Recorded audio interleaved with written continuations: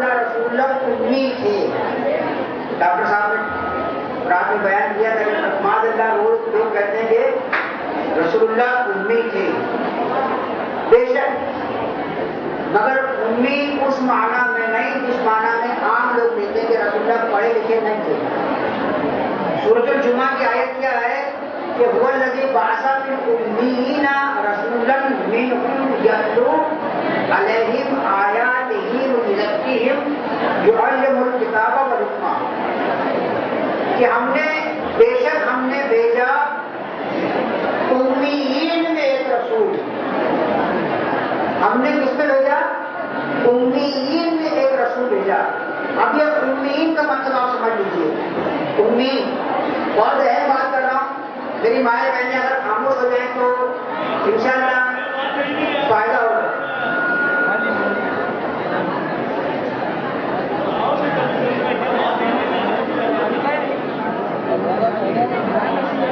اب دیکھیے کہ میں نے کہا تھا کہ آقا رسول اللہ مکہ میں مبعوث ہوئے اور قرآن شریف جو اترا وہ ایک مخصوص علاقے میں اترا جس کا نام حجاز ہے. اب اس ایریا کے لوگ جو ہیں ان کے پاس 500-600 سال تک کوئی نبی نہیں آیا. کتنے سال تک؟ 500-600 سال تک کوئی نبی نہیں آیا تھا. کوئی نبی نہیں آیا تھا اس کا مطلب ان کے پاس کوئی آسمانی کتاب نہیں تھی. آسمانی کتاب کون لاتے ہیں؟ نبی لاتے ہیں. کوئی نبی نہیں آئے تھے 500-600 سال تک، اس لیے ان کے پاس کوئی آسمانی کتاب نہیں تھی. دنیا کی کتابیں پڑھ رکھی تھی، دنیا کی کتابیں پڑھ رکھی تھی، لیکن آسمانی کتاب نہیں تھی ان کے پاس. اس لیے قرآن کو کیا بولتا ہے؟ امی. دنیا کا علم تھا، دنیا کے پڑھے لکھے تھے، لیکن آسمانی کتابیں ان کے پاس نہیں تھی. 500-600 سال تک اس علاقے میں نبی نہیں تھے، اس لیے ان کے پاس آسمانی کتاب نہیں تھی. اس لیے اس علاقے کے لوگ کہلائے امی اور وہاں کے رہنے والے کہلائے امیین. میں مالیگاؤں میں رہتا ہوں تو میرا لقب کیا ہو سکتا ہے؟ مالیگاوی. جس علاقے سے میں آیا ہوں. آپ ادے پور میں ہیں تو آپ کو ادے پور سے باہر کوئی بھی کیا کہے گا؟ ادے پوری. جے پور والے کو جے پوری کہے گا. اسی طریقے سے چونکہ ان کے پاس کوئی کتاب نہیں تھی، امی تھے، اس لیے وہ لوگ کیا کہلائے؟ امیین کہلائے.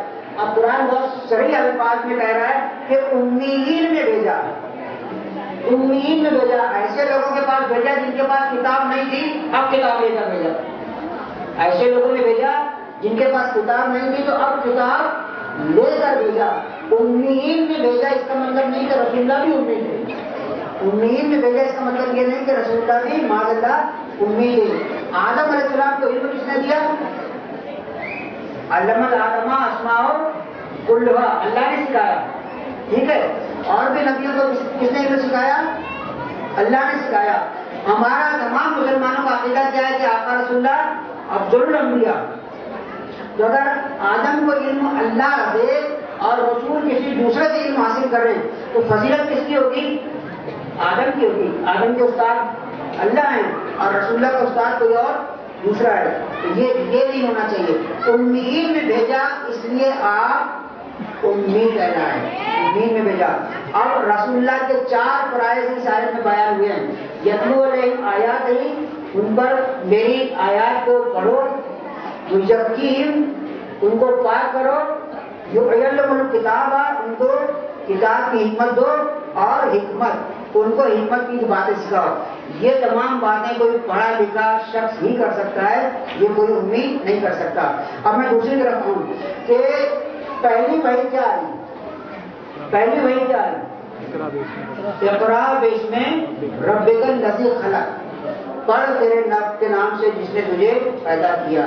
اب میں ایک ٹیچر ہوں، کالج میں پروفیسر ہوں، کوئی اسکول کا ٹیچر ہے. یہ کسی ایسے شخص کو پکڑے جس کے بارے میں پتا ہے کہ اس کو الف بے بھی نہیں آتا، جس کے بارے میں اس کو پتا ہے کہ اس کو الف بے بھی نہیں آتا. اب اس کو پکڑ کر ہم بول رہے ہیں کہ پڑھ، اس کو پکڑ کر ہم بول رہے ہیں کہ پڑھ. بیوقوف کون ہے؟ زمانہ کس کو بیوقوف بولے گا؟ استاد کو بولے گا نا بھائی تجھے تو علم ہے نا یار، اس کو تو الف بے بھی نہیں آتا، اس کو پکڑ کے بول رہے ہیں پڑھ، اس کو پکڑ کے بول رہے ہیں پڑھ. تو اگر معاذ اللہ رسول اللہ پڑھے لکھے نہیں تھے تو پہلی وحی کیا اتری؟ پڑھ. پہلی وحی کیا اتر رہی ہے؟ پڑھ. اقرا باسم ربک الذی، پڑھ. اس کا مطلب پڑھے لکھے تھے جبھی پڑھنے کا حکم دیا گیا. میں آپ کو بولوں گا یہ کتاب پڑھ، کون پڑھے گا؟ جو خود پہلے سے پڑھا لکھا ہو، جس کو کتاب پڑھنا آتی ہو وہی پڑھے گا. تو یہ بات سمجھ لیں کہ آپ کا رسول اللہ معاذ اللہ امی نہیں تھے، آپ امیین میں پیدا ہوئے، اس لیے آپ کو امی کہا گیا. اب ایک فضیلت میں آپ کو، ٹائم میرے پاس مختصر کا ہوتا جا رہا ہے، میں ایک فضیلت آپ کو اللہ کے رسول کی بتاؤں جو انشاءاللہ بہت بہترین ہے. دیکھیے آقا رسول اللہ کی فضیلت، ایک مرتبہ سوال ہوا کہ بھئی تمہارے رسول کی فضیلتیں تم نے بہت بیان کری، کبھی یہ بتاؤ کہ آدم کو جیسے فرشتوں کا حکم ہوا، فرشتوں کو حکم ہوا کہ آدم کو سجدہ کرو، ویسی کوئی فضیلت تمہارے نبی کے لیے بھی ہے کیا؟ اللہ نے حکم دیا فرشتوں کو کہ آدم کو سجدہ کرو، ویسی کوئی فضیلت تمہارے نبی کو بھی ہے کیا؟ تو آقا علیہ نے اس کا جواب دیا اس سے بڑھ کر ہے، اس سے بڑھ کر ہے. آدم کو سجدہ کرنے والے کون ہیں؟ فرشتے. اب اس میں بھی سمجھ لو، اس میں بھی بات سمجھ لو، اللہ تعالیٰ نے کتنے فرشتوں کو بنایا ہوگا؟ اللہ کو معلوم، کروڑ ہے، ایک ارب ہے، 10 ارب ہے، اللہ کو معلوم. لیکن آدم کو سجدہ کرنے والے فرشتے کتنے تھے جو اس وقت وہاں پر موجود تھے، جو اس وقت وہاں پر. میں یہ بتا رہا ہوں کہ یہ ممکن ہے کہ تمام فرشتوں نے سجدہ نہ کیا ہو، یہ ممکن ہے، یہ ممکن ہے کہ تمام جو حاضر تھے انہوں نے سجدہ کیا. اب آقا رسول اللہ کے لیے کیا فرمان ہے کہ ان اللہ وملائکتہ یصلون علی النبی یا ایھا الذین آمنوا صلوا علیہ وسلموا تسلیما. اب اللہ اور اللہ کے فرشتے آقا رسول اللہ پر صلوات بھیجتے ہیں. صلوات بھی کیا ہے؟ قسم کی عبادت ہے. صلوات بھی کیا ہے؟ قسم کی عبادت ہے. اب میں نمازیں پڑھ رہا ہوں، روزے کر رہا ہوں، زکات دے رہا ہوں، حج کر کے آیا، یہ ہے وہ ہے، سب انتقال ہو گیا، نماز بند. نماز نہیں پڑھ سکتا، مرنے کے بعد کوئی نماز پڑھ سکتا ہے؟ نماز بند، روزے بند، تمام نیک عمل بند، عمل کا صحیفہ بند. جب پوری کائنات میں قیامت برپا ہوگی، تمام انسان مر جائیں گے، نمازیں ختم، روزے ختم، صدقات ختم. ایک وقت وہ آئے گا کہ فرشتے بھی مر جائیں گے.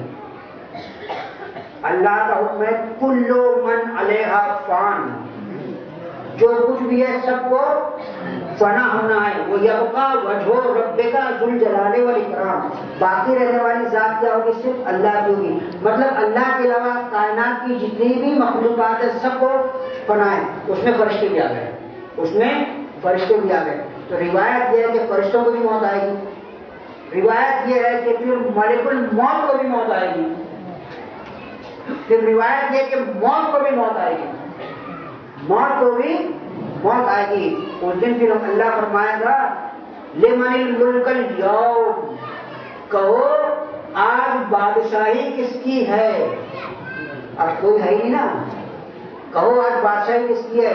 تو فرمایا جائے گا للہ الواحد القہار، آج تو بڑے زبردست واحد کی بادشاہی ہے. لیکن سب کے اعمال کے دفتر بند، سب مر چکے ہیں، سب کے اعمال کے دفتر بند ہے نا. صرف ایک عبادت جاری ہے. کون سی؟ صرف ایک عبادت جاری ہے. کون سی؟ تو اللہ نے فرمایا نا ان اللہ ملائکتہ یصلون علی النبی. تو اللہ ابھی بھی باقی ہے، اللہ ابھی بھی باقی ہے. اللہ نے کیا فرمایا؟ میں بھی ضرور بھیجتا ہوں. ان اللہ و ملائکتہ، اللہ بھی ضرور بھیج رہے ہیں اور فرشتے بھی ضرور بھیج رہے ہیں. تو ایک وقت وہ آئے گا کہ کائنات کی تمام مخلوقات مر جائیں گی، تمام کے اعمال کے دفتر بند، اس کے بعد بھی حضور پر ضرور بھیجنے کا سلسلہ باقی رہے گا. ہر درد کی دوا ہے صلی علی محمد، تعویذ ہر بلا ہے صلی علی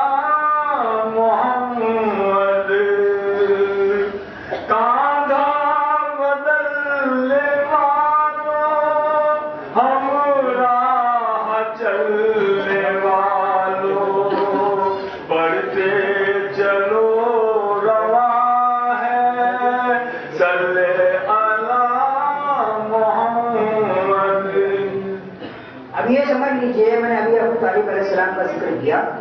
کتنی عظمت اور ان کی کتنی اہمیت. ابو طالب کہاں تھے؟ مکے میں. قریش کفار مکے میں، مشرکین مکے میں. آقا رسول اللہ کتنے سال رہے؟ 13 سال. 13 سال آپ نے نبوت کا اعلان کیا، اس کے بعد 13 سال مکے میں رہے. مکے میں کسی کی ہمت نہیں ہوئی کہ آقا رسول اللہ کو کوئی نقصان پہنچا سکے. اب ابو طالب کی آنکھیں بند ہوئی، آپ کو اللہ نے اپنی رحمت میں بلایا تو رسول کو حکم کیا ہوا کہ رسول اب مکہ رہنے کی جگہ نہیں ہے، ہجرت کرو، ہجرت کرو، مدینہ جاؤ. تو آپ مکہ سے کہاں گئے؟ مدینہ. کتنا دور ہے؟ 400 کلومیٹر دور ہے. مکہ سے مدینہ کتنا دور ہے؟ 400 کلومیٹر. بات ذہن میں رہے کہ اب ابو طالب نہیں ہے، بات ذہن میں رہے کہ اب ابو طالب نہیں ہے. تو اب رسول اللہ 400 کلومیٹر چلے گئے ہیں. تو اب 1000 کا لشکر تیار کیا محمد سے لڑنے کے لیے. اب 1000 کا لشکر تیار کیا محمد سے لڑنے کے لیے. جب تمہارے بیچ میں تھے تب کیا ہوا؟ تمہارے بیچ میں تھے تب کیا ہوا؟ تو کہیں گے جب تو ابو طالب تھے. تو ابو طالب کے ہوتے ہوئے کسی کی ہمت نہیں کہ رسول اللہ کے اوپر کوئی نقصان، رسول اللہ کو کوئی نقصان پہنچا سکے. اب مدینہ میں آقا رسول اللہ کو ساتھی ملے، ہجرت آپ ساتھ ہوئے اور آپ کو انصار ملے. مدینہ میں لشکر تیار ہوا تو مدینہ کے جو ساتھی رسول اللہ کو ملے وہ اتنے 1000 ساتھی بھی وہ کام نہیں کر سکے جو کام اکیلے ابو طالب نے مکہ میں رہ کے کیا. اب رسول اللہ 400 کلومیٹر چلے گئے تو 1000 آدمیوں کو لشکر تیار کر کے مکہ سے مدینہ جا کر رسول اللہ سے لڑنے کی تیاری کر رہے ہیں. تو اس بات سے آپ کو ابو طالب کی عظمت کا، ان کی اہمیت کا اندازہ ہوگا. خیر پہلی لڑائی ہوئی بدر کی. پہلی لڑائی ہوئی بدر کی. بدر میں کفار کے 70 آدمی مارے گئے. بہت مختصر کروں میں. 35 اکیلے علی کی تلوار سے مارے گئے. 35 اکیلے علی کی تلوار سے مارے گئے. باقی 35 مسلمانوں نے مل کر آپ نے قتل کیے. دوسری لڑائی ہوئی احد کی. پہلی بدر، دوسری احد کی. اب 3000 کا لشکر لے کر ابو سفیان آیا ہے نا. پہلے حملے میں تو مسلمانوں نے مشرکین کو بھگایا. اب جب بھگا چکے تو رسول اللہ نے ہدایت دی کہ دیکھو مورچہ چھوڑ کر مت جانا. مورچہ چھوڑ دیا تو خالد بن ولید اپنے ساتھیوں کو لے کر واپس آیا اور اس نے رسول اللہ پر حملہ کر دیا. اب جب حملہ کیا ہے تو بڑے بڑے نامی گرامی جن کے بارے میں کتابوں میں لکھا ہے کہ رسول اللہ پر جان نثار کرتے تھے، پروانہ وار گھومتے تھے، رسول اللہ کو چھوڑ کر بھاگ گئے. جنگ میں رسول اللہ کو چھوڑ کر بھاگ گئے.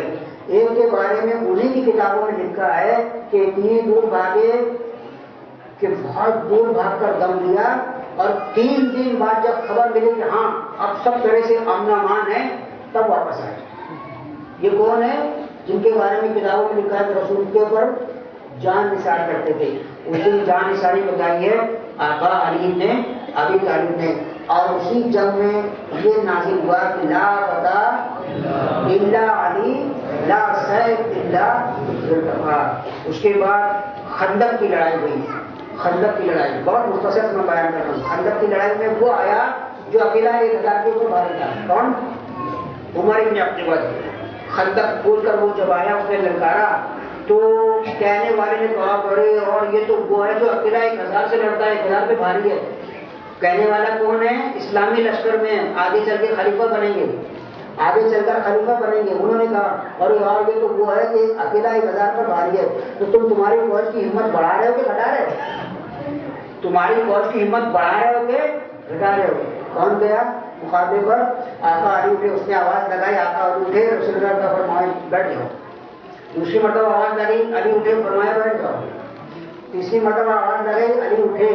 آخر میں آقا رسول اللہ نے فرمایا کہ آج کل ایمان کل کفر کے مقابلے پر جاتا ہے. ہمارے ابن عبد العزیز سے جنگ ہوئی، اس کو آدھا سر سے لے کر پاؤں تک برابر نصف کیا اور فرمایا گیا کہ علی آج کی تمہاری ضرورت کائنات کی عبادت پر بھاری ہے. جانتے تھے اگر خندق میں ہار ہو جاتی تو مومنین کا صفایا ہو جاتا، اسلام نہیں بچتا. اس کے بعد خیبر کی لڑائی ہوئی. خیبر میں پہلے دن علم دیا گیا، واپس آئے. دوسرے دن علم دیا گیا، واپس آئے. تیسرے دن آپ نے فرمایا کہ کل میں علم اس شخص کو دوں گا جس کو اللہ اور اس کا رسول محبوب رکھتے ہیں اور وہ بھی اللہ اور اس کے رسول کو محبت کرتا ہے. تو لوگ ایسے قدم اونچی کر کر کے دیکھنے لگے کہ رسول اللہ کی نظر ہم پر پڑ جائے. کیوں؟ اب رسول اللہ دعا کر چکے ہیں، اب یہ آدمی جو ہے خیبر فتح کر کے آئے گا. تیسرے دن جب صبح آئے تو فرمایا علی کو بلاؤ، علی کو بلاؤ. کہا گیا کہ علی کی آنکھوں میں تو عارضہ ہے، آشوب چشم ہے. کہا بلاؤ. علی آئے. آپ نے اپنا دعا میں ذہن علی کی آنکھوں میں لگایا. علی فرماتے ہیں کہ اس کے بعد دوبارہ مجھے کبھی بھی نظر کی تکلیف، آنکھوں کی تکلیف نہیں ہوئی. خیر آپ گئے اور پتھر پہ علم دوڑ کر آپ نے مرد کو للکارا ہے اور خیبر بھی آپ ہی نے فتح کیا. تو یہ سمجھ لیجیے کہ تینوں جنگوں میں، سب چاروں جنگوں میں فتح کس کی وجہ سے ہوئی؟ علی کی وجہ سے. علی کی تلوار سے ان گنت مارے گئے، ان گنت. اسی لیے علی سے بغض رہا، اسی لیے علی سے بغض رہا. کسی کا باپ مارا، کسی کا دادا مارا ہے، کسی کا چچا مارا، کسی کا بھائی مارا. کس کے لیے مارا؟ اسلام کے لیے مارا ہے. اپنے لیے نہیں مارا علی نے، اپنے لیے نہیں مارا، اسلام کے لیے مارا ہے. تو اسی لیے علی سے اتنی عداوت تھی. اب اللہ تعالیٰ نے فرمایا میرے بندو 6 چیزیں میری طرف سے ہے اور 6 چیزیں تمہاری طرف سے. 6 پر توبہ کرنا تمہارا کام ہے، معاف کرنا میرا کام ہے. اطاعت تمہاری ہوگی، جنت ہماری طرف سے ہوگی. اطاعت تمہاری طرف سے ہوگی، جنت ہماری طرف سے ہوگا. شکر تمہاری طرف سے ہوگا، رزق ہماری طرف سے ہوگا. رضا تمہاری جانب سے ہوگی، قضا میری جانب سے ہوگی. صبر تمہاری طرف سے ہوگا، آزمائش ہماری طرف سے ہوگی. آپ صلی اللہ علیہ وسلم فرماتے ہیں کہ لوگ 6 وجہ سے فخر کیا کرتے ہیں. 6 وجہ سے: خوبصورت چہرے سے، فصاحت سے، مال کی وجہ سے، حسب نبر سب کی وجہ سے، قوت کی وجہ سے اور حکومت کی وجہ سے. تو فرمایا اے محمد، جو شخص اپنے چہرے کی زیبائی کی وجہ سے فخر کرتا ہے اس کے چہرے کو آگ جلائے گی، جہنم میں اس کے چہرے کو آگ جلائے گی. جو مال اور اولاد پر فخر کرتا ہے اسے قرآن کی آیت سنائیں کہ یوم لا ینفع مال ولا بنون. وہ دن، حشر کا دن، نہ مال کام آئے گا نہ بیٹے کام آئیں گے. یوم لا ینفع مال ولا بنون. اس دن نہ مال کام آنے والا ہے نہ بیٹے کام آنے والے ہیں. جو قوت اور طاقت پر فخر کرتا ہے اسے قرآن کی آیت سنائیں کہ علیہ ملائکۃ غلاظ شداد لا یعصون اللہ ما امرهم ویقولون ما یؤمرون. اس دوزخ پر سخت طاقتور فرشتے مقرر ہوں گے جو اللہ کی نافرمانی نہیں کرتے، اللہ کی نافرمانی نہیں کرتے اور انہیں جو حکم دیا جاتا ہے اسے پورا کرتے ہیں. جو شخص اپنے حسب اور نسب پر فخر کرتا ہے اسے یہ آیت سنائیں کہ فلا انصاب بینہم یومئذ ولا یتساءلون. اس دن رشتے بلا دیے جائیں گے. فلا انصابہ، کوئی نسب نہیں رہے گا. باپ کو اپنی فکر ہوگی، بیٹے کی کوئی کیا دیکھے گا. باپ کو اپنی فکر ہوگی، بھائی کو اپنی فکر ہوگی. کون سا عالم ہے وہ؟ نفسا نفسی کا عالم ہے. تو اس دن کوئی رشتے دار اپنے رشتے دار کی طرف نہیں دیکھا کہ میرا باپ کوئی بولے میرا بیٹا ہے، نہیں. تو فلا انصاب بینہم یومئذ ولا یتساءلون. جو فساد کی وجہ سے فخر کرتا ہے وہ حشر میں گنگا ہوگا. جو اپنی حکومت کی وجہ سے فخر کرتا ہے اسے یہ آیت سنائیں کہ لمن الملک اليوم. آج کے دن بادشاہت کس کی ہے؟ للہ الواحد القہار. اللہ تعالیٰ نے موسیٰ سے فرمایا کہ موسیٰ میں نے 6 چیزوں کو 6 چیزوں میں رکھا، لیکن لوگ اسے دوسری جگہوں میں تلاش کر رہے ہیں. 6 چیزیں 6 جگہوں میں ہیں لیکن لوگ دوسری جگہ تلاش کر رہے ہیں. میں نے راحت کو جنت میں رکھا، لوگ دنیا میں تلاش کر رہے ہیں راحت. میں نے علم کو بھوک میں رکھا، لوگ شہری میں تلاش کر رہے ہیں. میں نے عزت کو نماز شب تہجد کی نماز میں رکھا، لوگ اسے سلاطین بادشاہوں کے درباروں میں تلاش کر رہے ہیں. میں نے بلندی کو تواضع میں رکھا، لوگ اسے تکبر میں تلاش کر رہے ہیں. میں نے دعا کو قبولیت کو رزق حلال، اگر آپ کا رزق حلال ہے آپ کی دعا قبول ہے. میں نے دعا کی قبولیت کو رزق حلال میں رکھا، لوگ اسے قیل و قال میں تلاش کر رہے ہیں. میں نے توانگری کو قناعت میں رکھا، لوگ اسے کثرت مال اور متاع میں تلاش کر رہے ہیں. بہت ہے جب اللہ تعالیٰ نے حضرت آدم کی تخلیق کی تو اس کے بعد ان کے پاس 6 اشخاص آئے، 6 لوگ، 3 آپ کے دائیں طرف بیٹھ گئے، 3 بائیں طرف بیٹھ گئے، 3 سفید تھے، 3 کالے تھے، 3 سفید تھے اور 3 کالے تھے۔ حضرت آدم نے سفید لوگوں سے پوچھا کہ میں سے ایک کو پوچھا کہ تو کون ہے، تو کون ہے؟ اس نے کہا میں عقل ہوں، میں عقل ہوں۔ پوچھا تیری جگہ کہاں ہے؟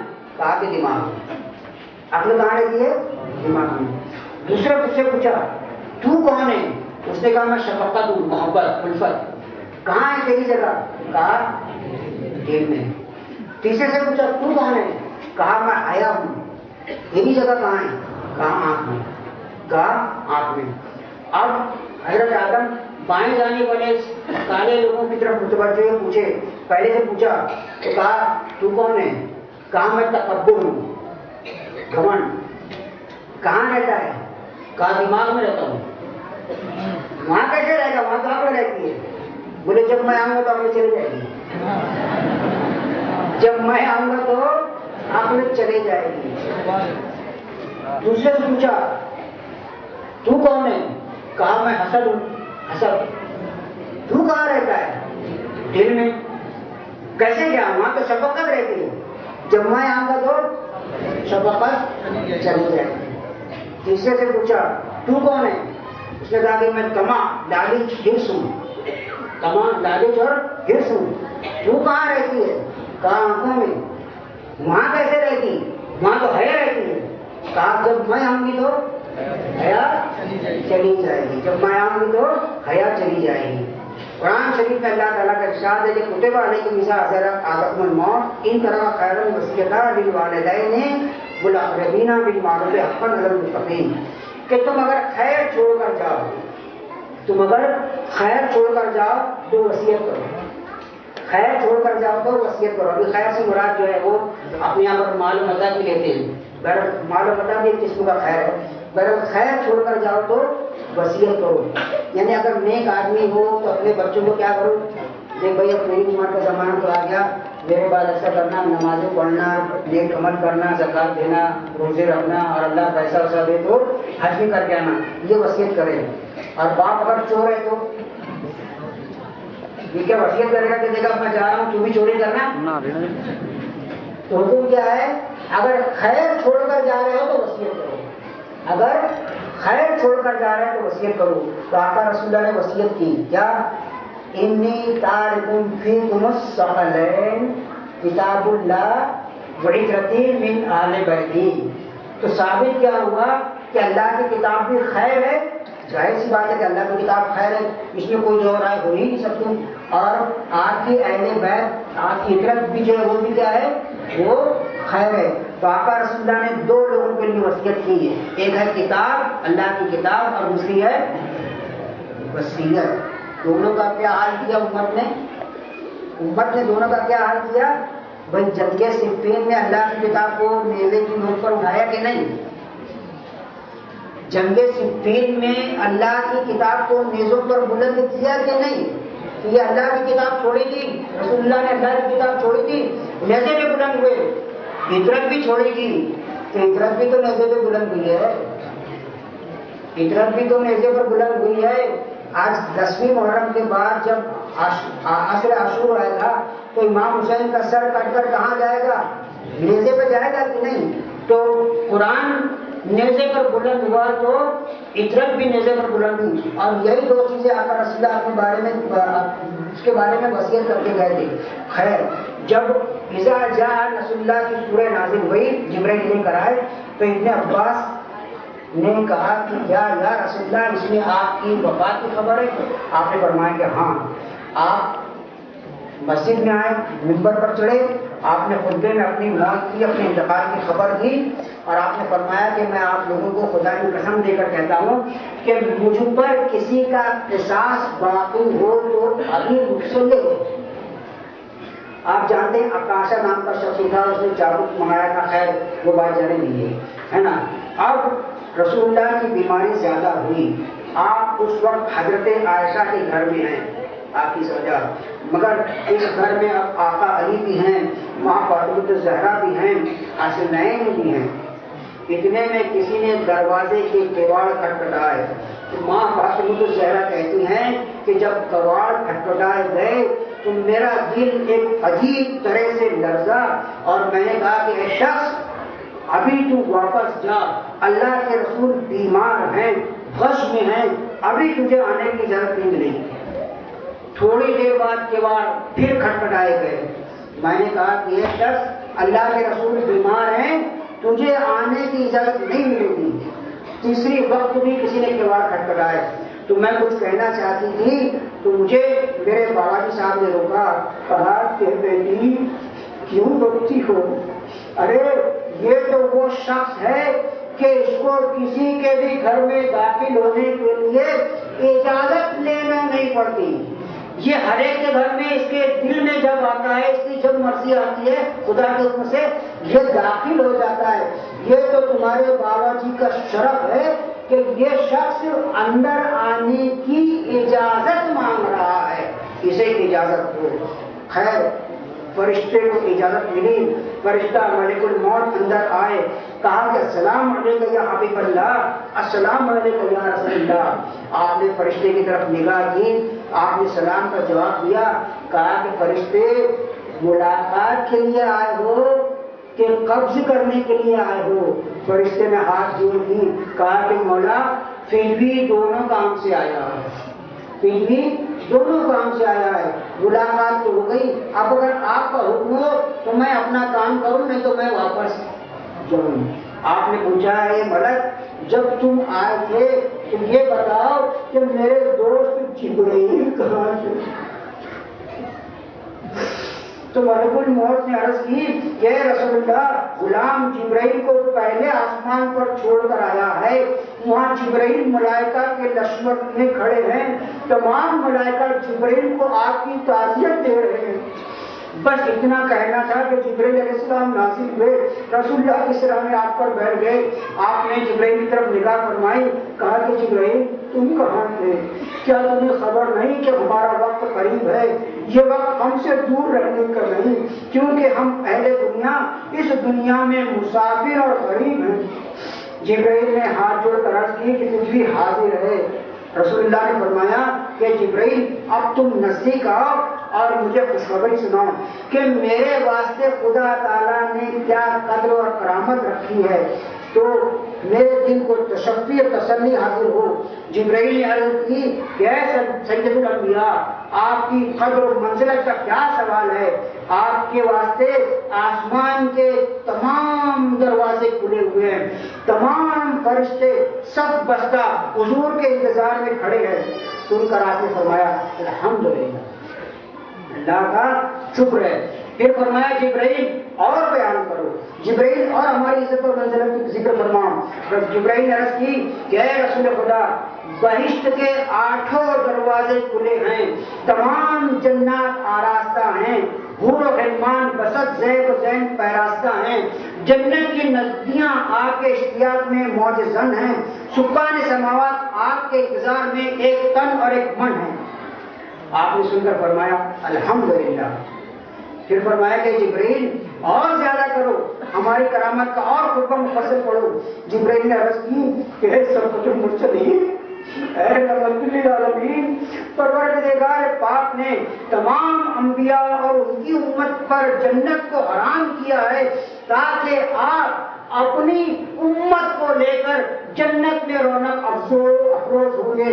آپ اپنی امت کو ساتھ میں لے کر جنت میں تمام انبیاء اور ان کی امتوں سے پہلے جائیں گے، اس کے بعد دوسرے لوگوں کو رضا ملے گی کہ اب تم لوگ جنت میں داخل ہو. یہ سن کر آقا رسول اللہ بہت خوش ہوئے. دیکھو پہلے 2 مرتبہ آقا رسول اللہ کی عزت و کرامت کی بات تھی، آقا رسول اللہ نے فرمایا اور بولو اور بولو. جب آخر میں جبرائیل نے آپ کے ساتھ آپ کی امت کا ذکر کیا تب رسول اللہ راضی ہوئے. کہا کہ ہاں اے جبرائیل اب میں راضی ہوا. اب آپ ملک الموت کی طرف رخ کیا اور فرمایا کہ ملک نزدیک ہو جاؤ اور خدا کا جو حکم ہے اس کو بجا لاؤ. آپ نے علی بن ابی طالب علیہ السلام کو فرمایا اے علی، تم میرے بعد میرے جانشین ہو.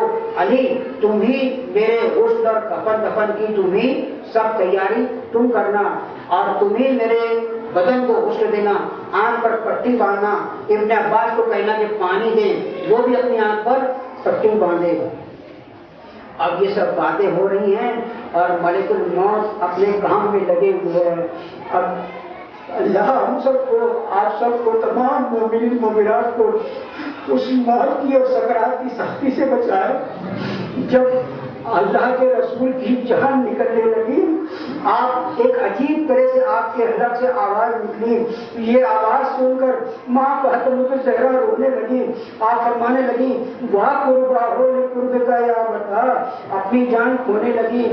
آپ نے فرمایا کہ فاطمہ رو مت، تم انشاءاللہ تمہارے والد سے بہت جلدی آ کر ملو گی. جب روح مقدس ناک تک پہنچی تو آپ نے جبرائیل سے فرمایا کہ جبرائیل موت کی تلخی عجیب تلخی ہے. جبرائیل نے سنا، کچھ نہ فرمایا اور رسول اللہ کی طرف سے منہ پلٹا لیا. رسول اللہ نے فرمایا اے جبرائیل، اے میرے دوست، ایسے موقع پر اپنے دوست کی طرف سے منہ پھیرتے ہو. جبرائیل نے ہاتھ جوڑ کر کہا اے مولا، یہ تو ابن آدم کا کلیجہ ہے کہ موت کی سختیاں سہتا ہے.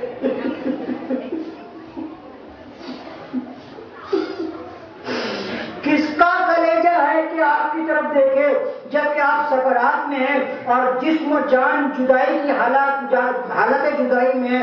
اے پروردگار، ہم دعا کرتے ہیں کہ تیرے حبیب کے صدقے میں تو ہماری بھی موت کو ہم پر آسان کر.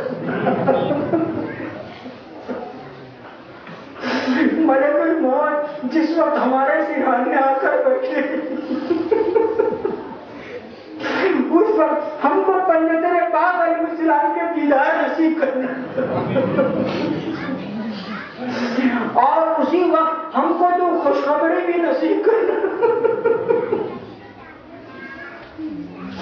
بحق محمد و آل محمد ہماری بھی موت میں تو ہر طرح سے برکت عطا فرمانا.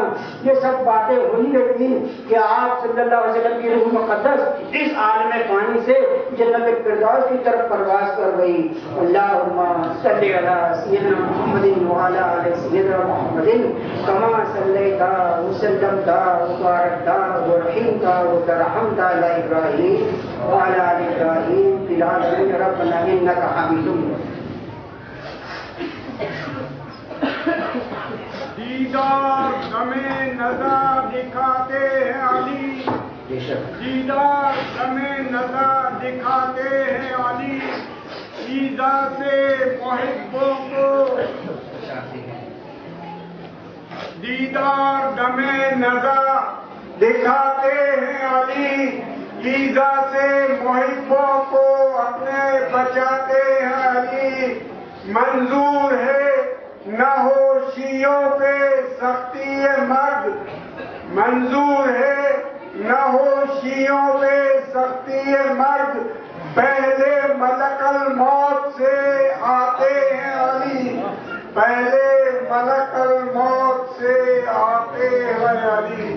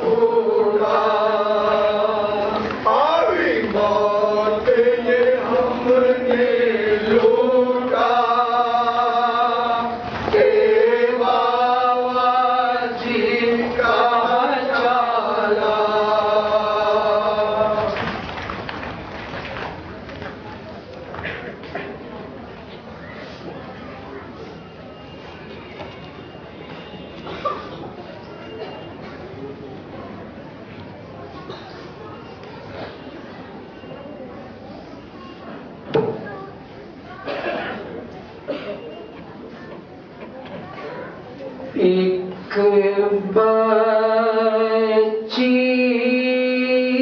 دیتی ہے یہ صدا، ایک بچی دیتی ہے یہ صدا، بابا نہیں آئے شام ہوئی،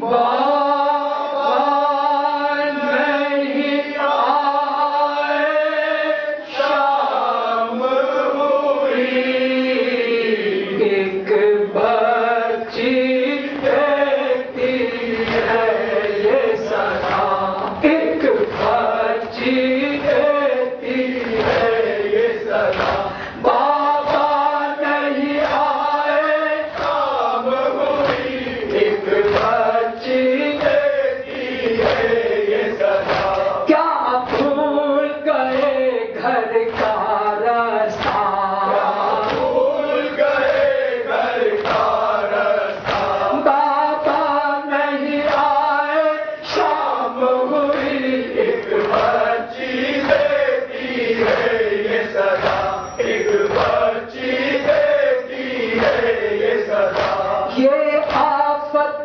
کیسی آئی ہے، آفت کیسی آئی ہے، ہر سمت اداسی چھائی ہے، اداسی چھائی ہے، یہ آفت کیسی آئی ہے، آفت کیسی آئی ہے، دیتی ہے پھوپھی اماں پہرا، یہ پھوپھی اماں پہرا، بابا نہیں آئے شام ہوئی، ایک بچی دیتی ہے یہ صدا، ایک بچی دیتی ہے یہ صدا، بھیا بھی نہیں امو بھی نہیں، بھیا بھی نہیں امو بھی نہیں، گہوارے میں اصغر بھی نہیں،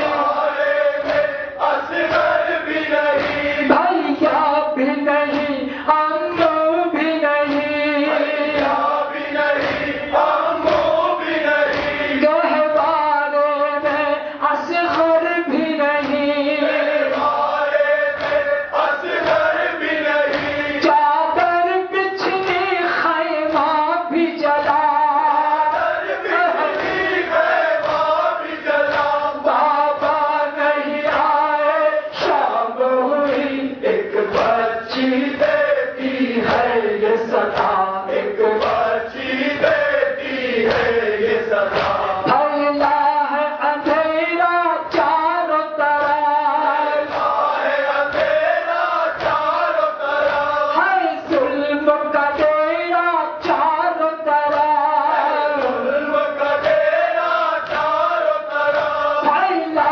ہے اندھیرا چاروں طرف، ہے اندھیرا چاروں طرف، ہے ظلم کا ڈیرا چاروں طرف، ظلم کا ڈیرا چاروں طرف، جلتی ہے زمین تپتی ہے فضا، یہ زمین دھوتی ہے فضا، بابا نہیں آئے شام ہوئی، ایک بچی دیتی ہے یہ صدا، ایک بچی دیتی ہے یہ صدا، گھر اجڑا ہے سونے بن میں، اجڑا ہے سونے بن میں، اب کوئی نہیں اپنا رنگ میں، کوئی نہیں اپنا رنگ میں، گھر اجڑا ہے سونے بن میں، اجڑا ہے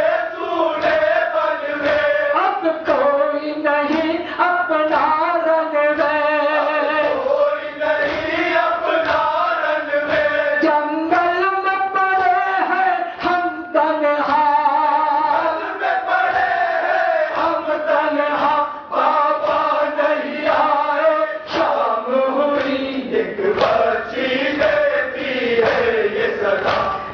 بچی دیتی ہے یہ سدا مقتل میں کہاں ڈھونڈوں جا کر ڈھونڈوں جا کر تاریخ ساری راہ گزر ساری راہ گزر مقتل میں کہاں ڈھونڈوں جا کر میں کہاں ڈھونڈوں جا کر تاریخ ہے ساری راہ گزر ریک ہے ساری راہ گزر اس وقت ہے کتنا سناٹا کتنا سناٹا آتا نہیں آئے شام ہوئی ایک بچی دیتی ہے یہ سدا ایک بچی دیتی ہے یہ سدا یہ آفت کیسی آئی ہے کیسی آئی ہے ہر سمت اداسی چھائی ہے اداسی چھائی ہے دیتی ہے پپی اماں پہرا پپی اماں پہرا بابا نہیں آئے شام ہوئی ایک بچی دیتی ہے یہ سدا ایک بچی دیتی ہے یہ سدا کیا بھول گئے گھر کا راستہ بھول گئے گھر کا راستہ بابا نہیں آئے شام ہوئی ایک بچی دیتی ہے یہ صدا ایک بچی دیتی ہے یہ صدا